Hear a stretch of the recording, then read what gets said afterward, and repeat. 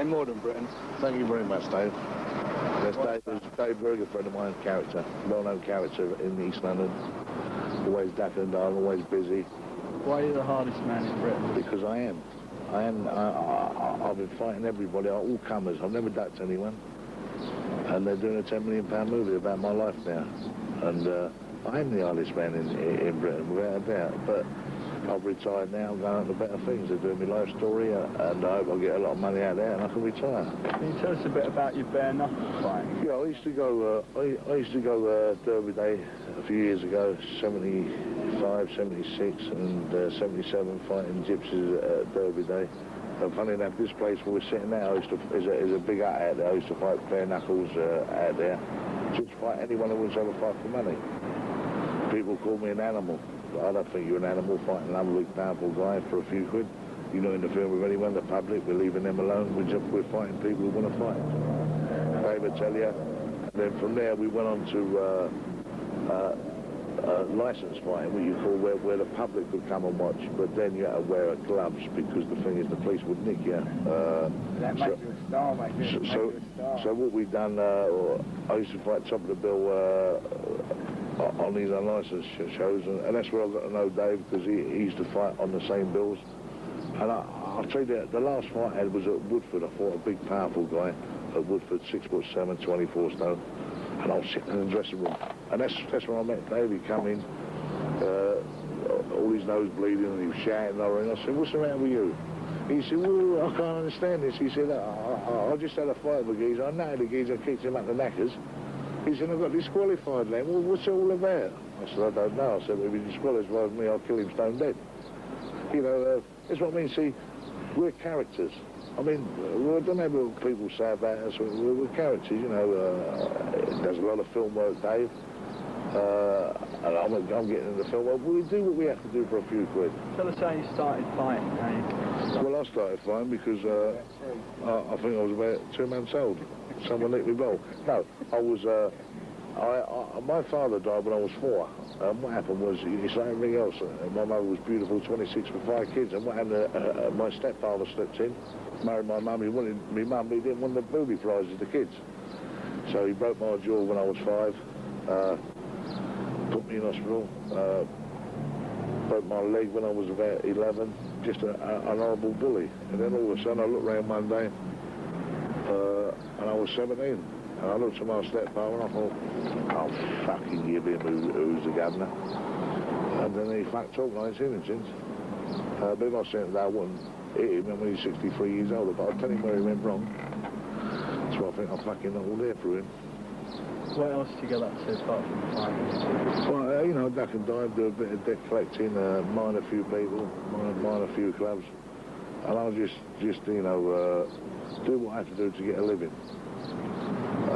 But I was saying to Dave, you know, the other day, Dave said he's in a bit of trouble and this and that. He said, Len, where's it going to end? And I said to him, I said, Dave, look, well, you don't understand. I think you do understand because you're old enough now. We're born in East London. And then anyway, I know people say, well, we was born in East London. Well, they want to work the system. Let them work the system. They want potless and skin. You know, in East London, you've got to kick and be kicked. And I wasn't prepared to be kicked, so I became the toughest guy. Dave does his ducking and diving and whatever he's got to do, a bit of debt collecting, because we have to get a living. Because, you know, we're not prepared to go the system way. Go the system way with nothing. I mean, you read in the paper every day. Mrs. So-and-so, 86, died of pneumonia, freezing cold, fighting to put 2 bob in electric. You know, the system's no good.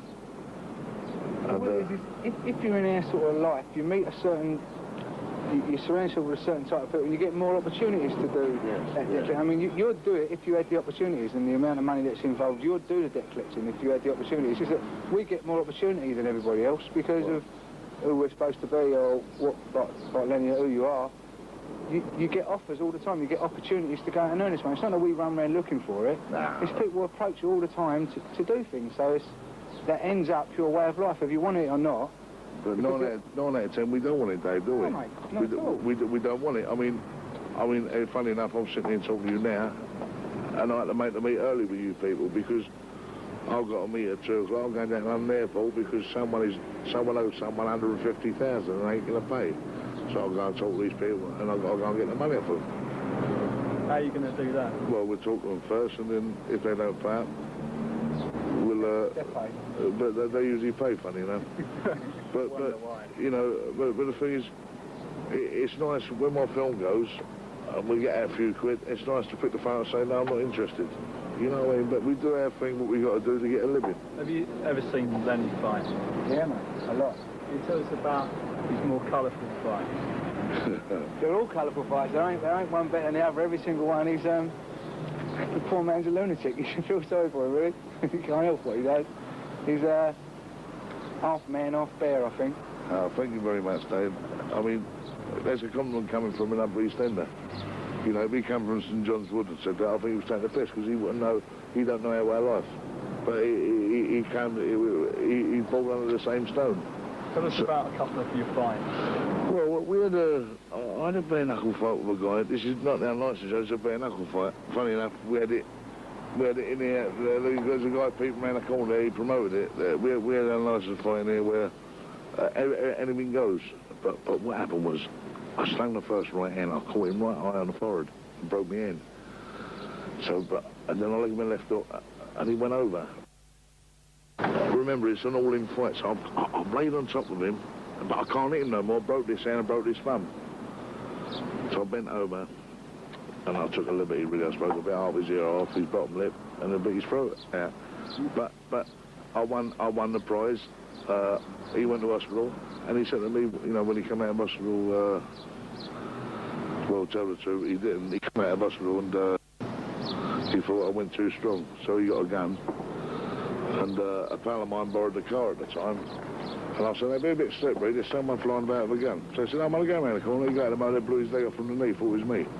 Then the meat was cold and they had to behave themselves because I'm afraid someone would have died. So we weren't shaking hands like that.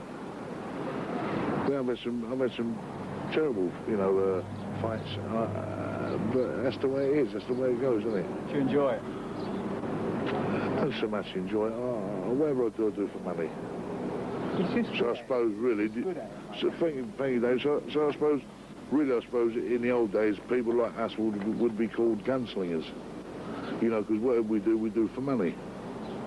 But if I had degrees, if I had what you call a degree in this or a degree in that education, I'll be doing other things. But I was born in that East End. We had to shape up and knock them out to get a few quid, and that end up.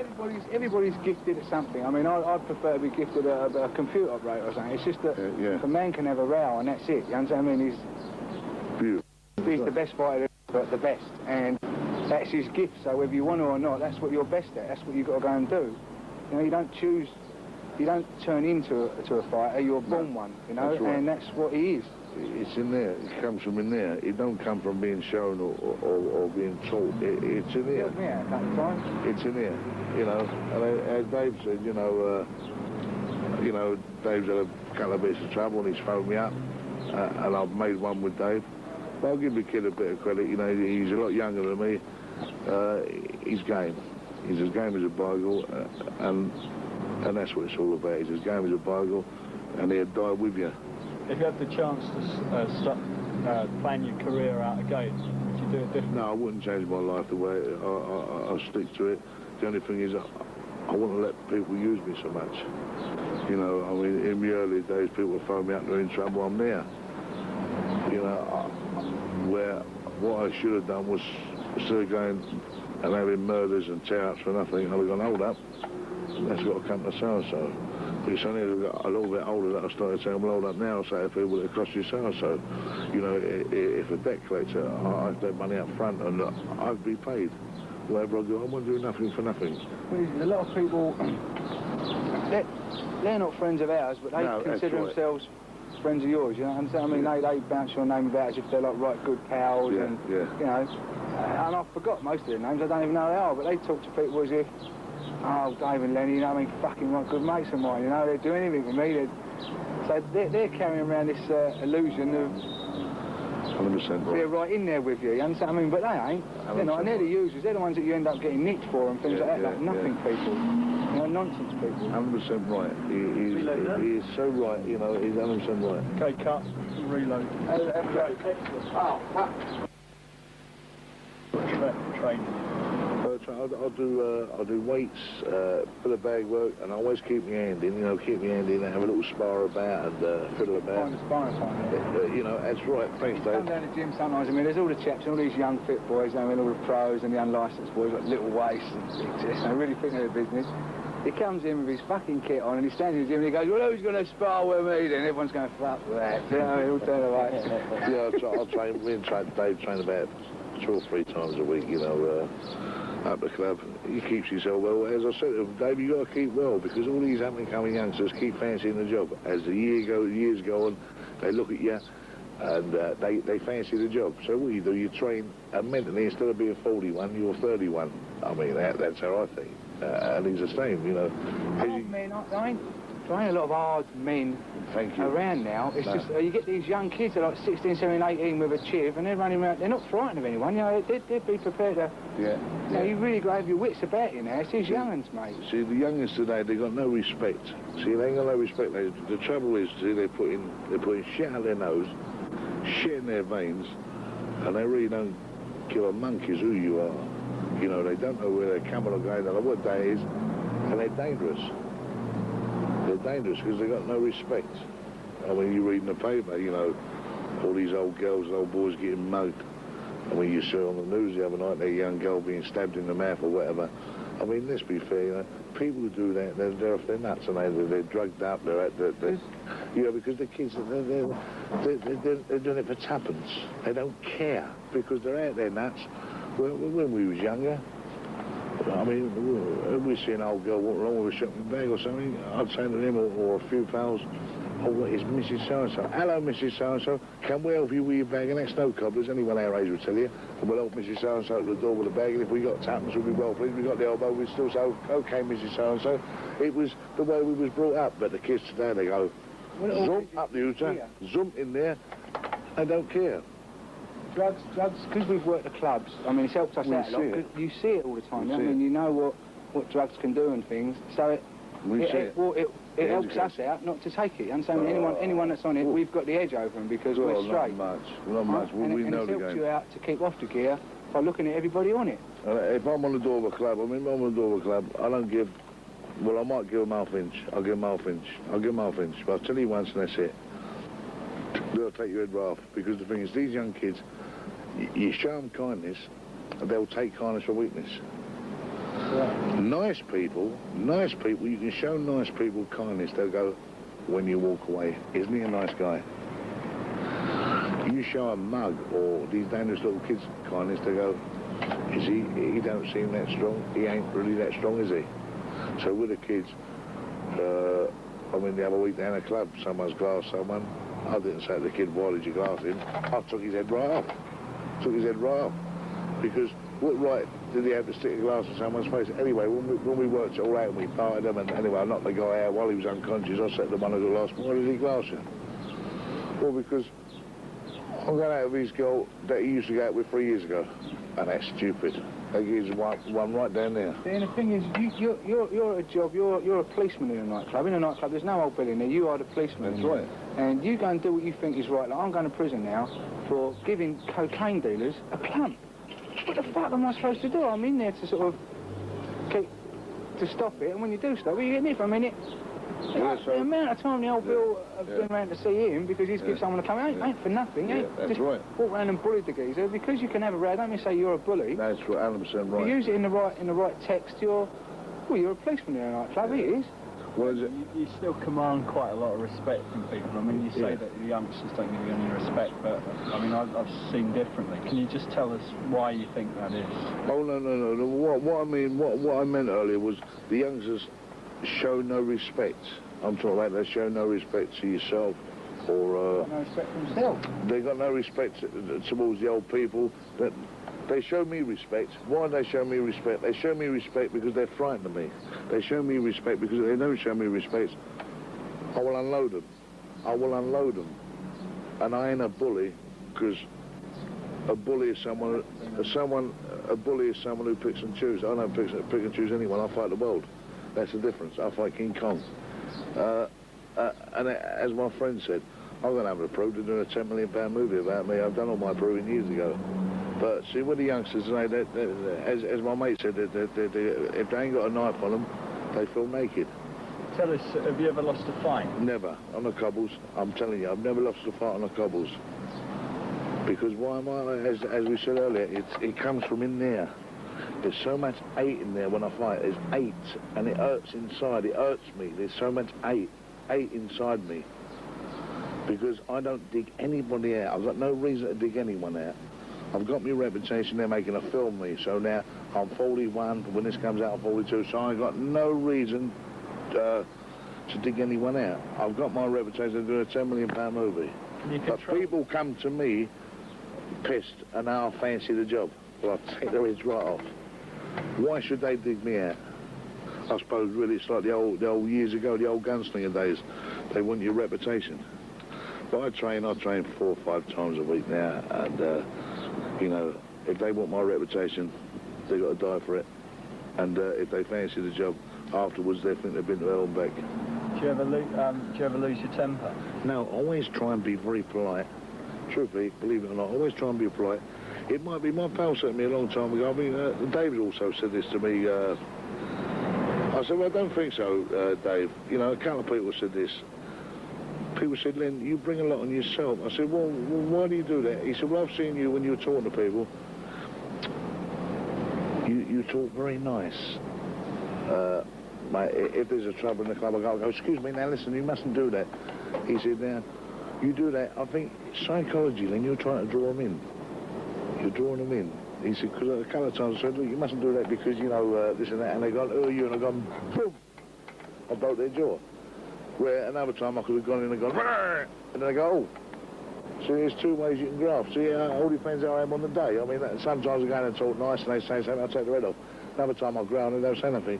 So, you know, I suppose really there is something in the back of my mind. When you're confident of your own abilities, you can afford to be polite first, because you know you ain't going to lose. Yeah, no. So you can afford to be polite first. You don't have to run up and growl and try and intimidate them. Yeah, you can afford to go, look, my friend, you know, you've had a little bit too much to drink. I'd appreciate it if you just left quietly, you know. If he wants to fight afterwards, then it's okay. You don't have to run up and start clumping him because you are confident in yourself. Yeah. Understand me? So we try and nip it in the bud. We try and nip it in the bud. But it's a terrible thing. When you're dealing with drunken kids or drug addicts, it's very hard. They can't see reason. And I always say, I'll give them a little tiny bit, and then I won't give them nothing else. So I'll dump, unload them, because I had a pal, listen to this is about 4 years ago. You know the guy I'm talking about, Bernie, who used to mind the club over Bernie used to mind the club over Brixton.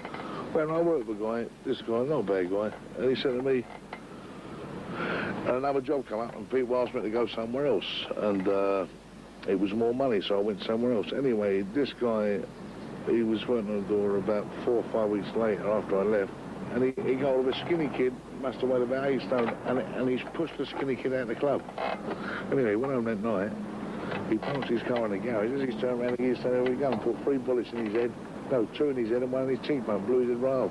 When they got hold of the mug the next day and nicked him, all the drugs were wore off, they said to him, why did you do that? He said, I don't remember, I was opening up. But it's no excuse, Bernie's 6 foot under. See the kids, and what it is, the only thing is it tarns the good kids. See, I suppose there is some good kids out there, but they'll get tarned with the same brush, don't they? See, and it's a crazy world. Okay, cut. How's that? Bermondsey boys, roll 42.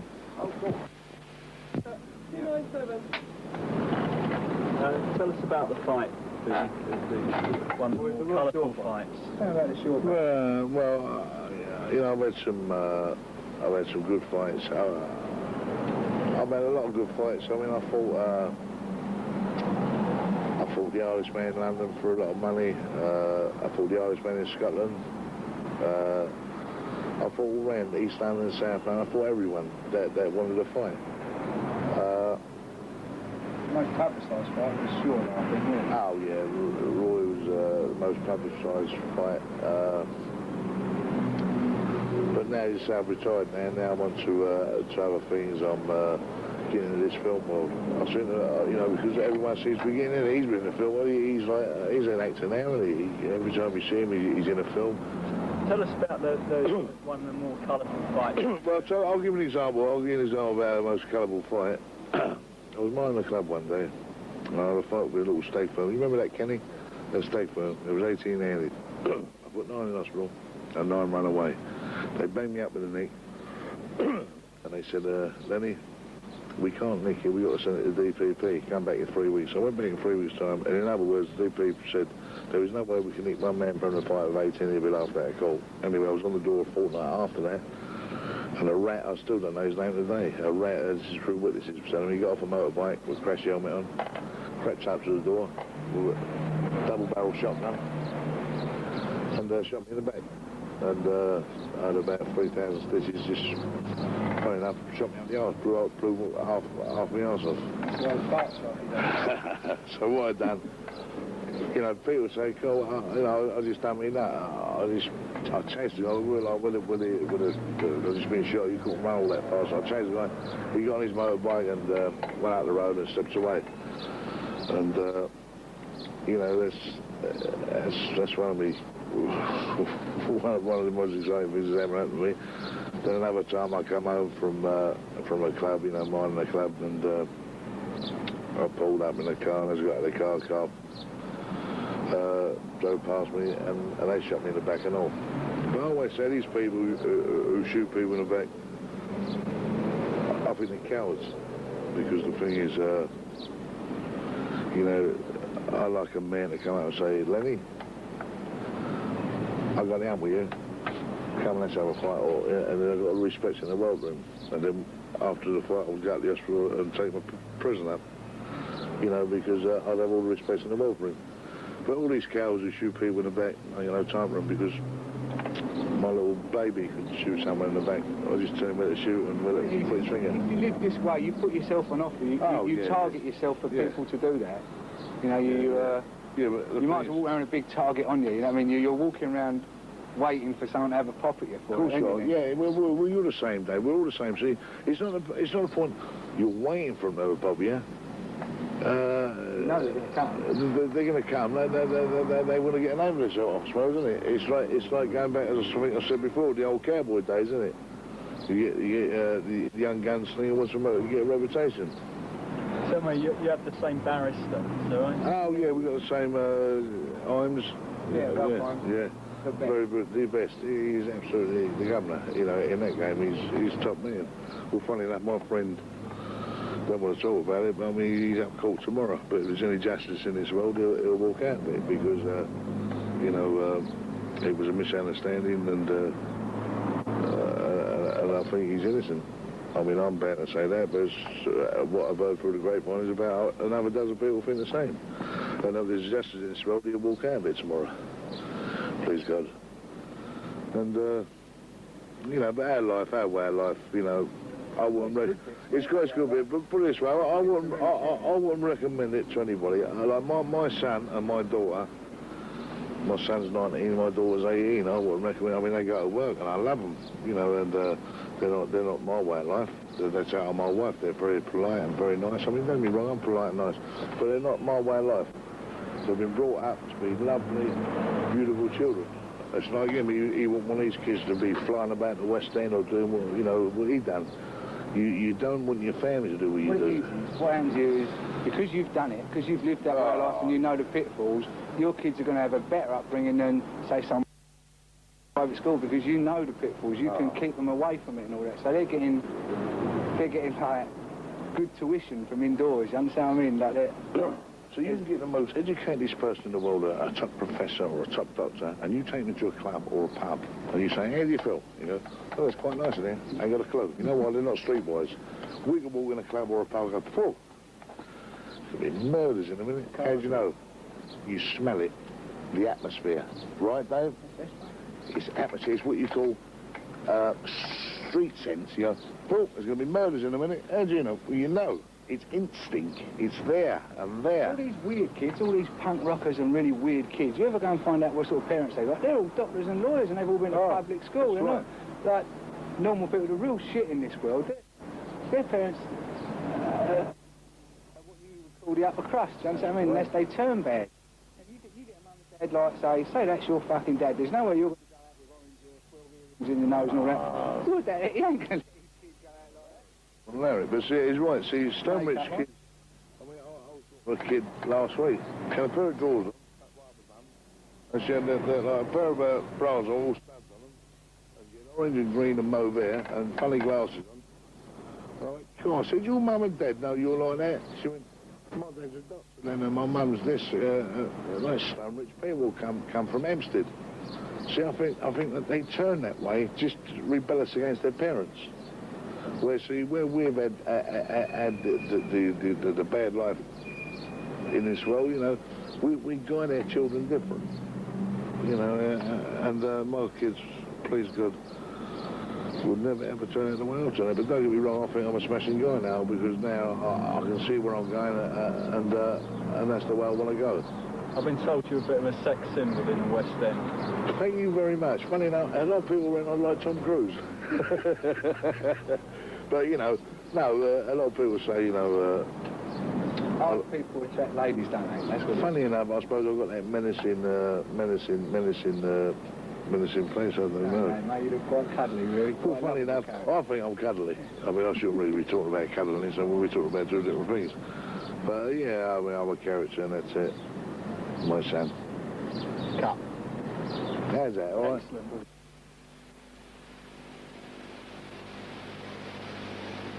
Because you're away from the public, you should shut the gates, come in here, say like someone bring 20 grand and bring a gypsy along with it, it'll be two-handed and I'll bring two-handed, have a bare knuckle fight here, cut a bit of dough. Also, there's a bit of string hanging there. I used to be training here, talking about the airbags, like something out of New York Bronx, isn't it? It's hard, mate, isn't it? Hard training, real training.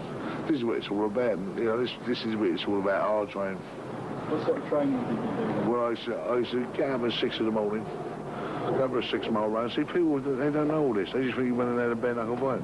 And I used to train like 6-mile runs, coming here, train with Traz on the bags, and my friend Kenny used to lay the fights on. We'll have a bare knuckle fight in here. And some of them was bad, you know, really bad fights. And I done a lot of damage to a lot of people. But again, you know, it was for a living. I saw him training once in a breakers. I just build up some adrenaline. Fucking big pickaxe, and he started beating up a car, ripping doors off, and just smashing them. You know, just to get out some. Yeah, that evilness. It's not so much evilness. The energy. Not many people have beat up a Courtney. No, and not only that, the thing is, he started racking old. He said, Len, that Courtney was old. I said, I could have still done a new Courtney, but we didn't have one. You know, it's just our life. Tell us about a fight when you both like zero. Well, I had a fight with a gypsy, and when he turned up here, I said to the guy, right, what do you want? He said, well, I just want a straighten, and that's a stand-up fight with no kicking or anything. So I said, okay then. And then we got in here, and we was having a tear out, and all of a sudden he got me close and nailed me. Funny like, that's why I got that scar there, nailed me. The stand's just supposed to be a straightener. And I just done me now. I natted him, kicked the life out of him, bit his throat and bit his half his ear off. And I suppose, see, it sounds evil and it sounds bad. But it ain't you. You're two big guys agreeing to a fight. He'd have done it, he'd have done it to me. Don't worry about that if he could have done. And I won the fight. I nicked 20 grand. And I went and bought my wife a nice car and went to New York for 10 days. And they had a lovely way to get living. Board. We've got a bloody tripod in the back of that. Well, we're right then. How big is it? 301. Tell us about the fight when you both bit like zero. I don't know how many cents. You ready? Yeah, I was just getting the one counts. Okay, yeah. Well, it's like everything else. I mean, you agree to a fight. Once you agree to a fight, then I always stick to the rules. If you want an all-in, I'll have an all-in. If you want a straightener, I'll have a straightener. Anyway, a gypsy guy come down there. And he said, yeah, he said, I only want to strain. I went, okay, also I'm having a bit of a tear out, and he's got me, we got close and he's natted me. I went, hold up, now, it was supposed to be a strainer. So I natted him and smashed him up the Niagaras. He's gone over, and I'll give him a center. Then I went over the top and bit half his ear off, at his throat and, you know, murders and that. Anyway, I beat the guy, nicked a few quid. But that's what we agreed on. And it was either me or him, and it fucking wasn't going to be me, so I'd done the business. Anyway, it turned out time you to give you a stall. I mean, listen, we do what we have to do to win, and that's all it is all about. Turn out to give you a stall. I was on a show with Lenny. I mean, he's an hard act to follow, you get what I mean? He's a fucking hard act to follow, mate. And I went out there and people are leaving, you know what I mean, because he's finished. But I had a good chat with a black guy, Buster somebody, and I battered the fucking life out of him. I mean, I can't do all this fancy business like the ducking and diving and all that bollocks, you know, but he was so, I was winning so well, so I could afford to be flash in front of everyone, you know what I mean? And I knew I'd won, and if you're that close to someone, it don't matter how many judges are putting points on, I know who's winning. That's and right. if you're that close, you know what I mean? You can look at him and see if you're hurting him or not. You know, and I knew I'd fucking beat the geezer, and it was a points decision. I'm standing here by my corner, and there was a bucket there with a stall on the top and the ref in the middle, and he went like a winner, and I was just ready to put my hand up, and he fucking put up this other geezer's hand. And I looked over, and as he fucking looked round at me, he gave me a right smarmy little look, so I grabbed the stall, and I done him with the stall. Done him really bad, and then his cornerman come over, and my cornerman come over, and there was a big row and thing. Yeah, there was murder. Excellent, mate, wasn't it? There was like some television there, I don't know what it was, they was filming him. But it was good because, I'll tell you what, it was good because, you know, they come to see me fight because I'm an animal. They know there's going to be murders and there's going to be villainy in the ring. Also, this kid's come along, and this kid's done the same thing, so I said to the promoter, when I fight again, put this kid on the show. What is that then? I said, what is that? I said, he just hit the geezer with a stool. I said, now, what'll happen now? Instead of him selling 30 chicks next time, he sold 230. Get that kid on the bill next time. He said, yeah. I said, yeah. I said, I want kids like that, game, strong, and they don't care. Remember, we're not with the British boxing, but we wasn't with the British boxing. We was fighting for a few quid and fighting to win. End of. If you got to hit someone with a stall, hit them with a stall. If you can't get the stall, hit them with a referee. Give the public what they want to watch, and that's what they want to watch. If they want to watch boxing, go to the old ball. You pay 75 quid a ticket to go and watch Frank Bruno hit someone in 2 minutes or something, and the bloke's going, I'm all right, and the ref goes, well, no, you're not, and that's the end of the fight. So you pay 75 quid for 2 minutes boxing. You can come watch us fight for 25 quid and you get a fight. Murders, you know what I mean? You get a fight, and you go home going, fucking hell, you know? Well, you're still talking about the fight. You're still talking about the fight. We're still talking about it now. It happened a couple of years ago, mate. We're still talking about it. Funny how people still talk about the fight now, and the fight happened like a couple of years ago, see, because there's a lot of excitement on them shows. I mean, the shows are finished now because, you know, all the characters are retired now, and we're all going on to better things. But that's how it was in them days. Right, cut. Hold on. Forward. Forward. Yeah.